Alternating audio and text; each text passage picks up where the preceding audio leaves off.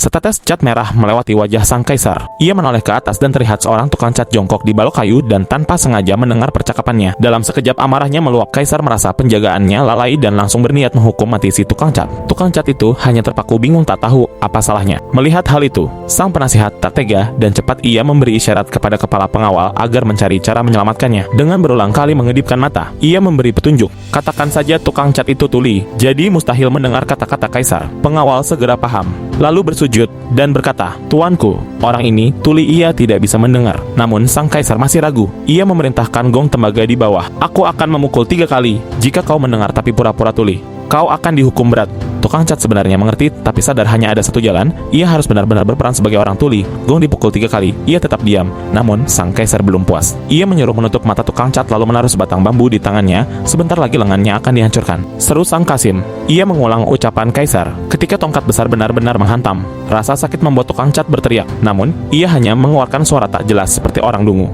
Akhirnya kaisar yakin ia memang tuli. Nyawanya pun selamat, tapi lengan satunya cedera. Dengan penuh syukur, ia bersujud pada sang penasihat yang sudah menyelamatkannya, dan ia berniat kembali ke desa dan hidup sederhana. Namun, penasihat memberinya sebuah rompi pelindung sembari berpesan, "Sejak kau berpura-pura tuli, maka seumur hidup kau harus terus menjadi seorang tunarungu." Dan ternyata sang kaisar tidak berniat melepaskannya. Dalam perjalanan pulang, ia diserang orang suruhan kaisar. Sebilah senjata rahasia menghantamnya, tapi rompi itu menyelamatkannya untuk kedua kalinya. Tukang cat itu berhasil diselamatkan oleh prediksi sang penasihat. Namun, kabar buruk datang.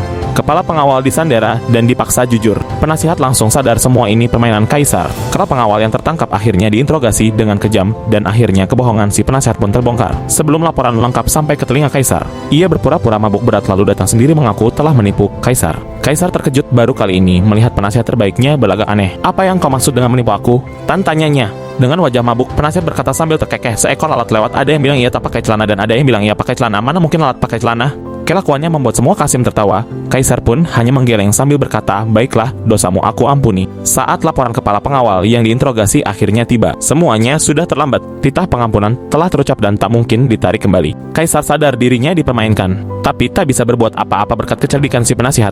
Tukang cat yang malang selamat dari maut dan ia sendiri pun terhindar dari hukuman. Sekali lagi kecerdikannya telah berhasil menyelamatkan banyak orang.